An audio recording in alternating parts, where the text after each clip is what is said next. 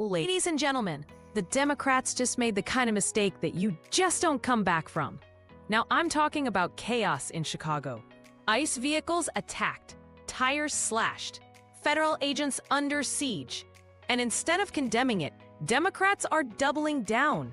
They're defending the same radicals turning our cities into war zones. Now, here's where it gets even worse than that.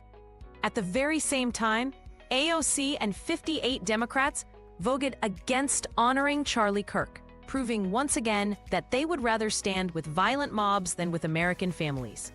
Now, this is not just a bad look for them. This is a fatal mistake. And tonight, I want to go ahead and show you guys exactly how it all ties together. The riots, the votes, the rhetoric, the culture war, even the collapse of their own late-night propaganda machines. All right, so I want to go ahead and start with what just went down in Chicago because it is the clearest picture yet of how far the left is willing to go.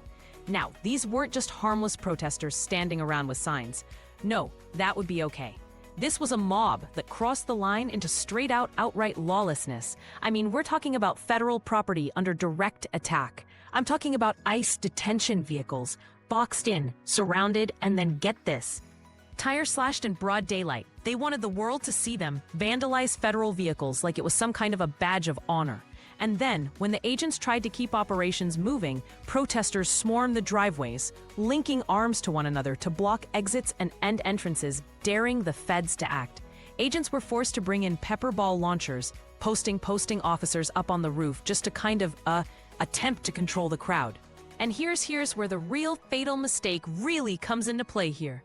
Because when violence like this happens, leaders have a choice. They can condemn it. They can call for peace. They can stand up with the American people. Or they can do what Democrats just did. Instead of standing with law enforcement, instead of backing the ICE agents under attack, Democrats went to the floor of the House and sent the exact opposite signal. 58 of them, led by Alexandria Ocasio-Cortez, voted against honoring Charlie Kirk. A resolution meant to unite Congress, meant to show America that violence has no place in our politics. They rejected it. Now, why does this matter? Because when Democrats refuse to honor someone assassinated for their beliefs, but refuse to condemn mobs attacking ICE agencies and facilities, the message to their base is crystal clear: resistance at all costs. So here's what the mainstream media will not tell you. DHS officials are reporting assaults on ICE officers that they are up more than 1,000%. 1,000%. Guys, think about what this means. Men and women who signed up to protect this country, they're being targeted in numbers that we've never even seen before. And why? Because politicians, the same ones who voted against honoring Charlie Kirk, they're calling these agents Nazis, Gestapo, and even slave patrols. That kind of rhetoric isn't just disgusting, it's very dangerous. And we all know how dangerous rhetoric can be. It gives a green light to lunatics out there who think slashing tires and attacking federal facilities is some kind of a noble resistance. It's not. But ICE isn't backing down. They've put it on the record. Assault a federal officer, and you're going to face the full extent of the law.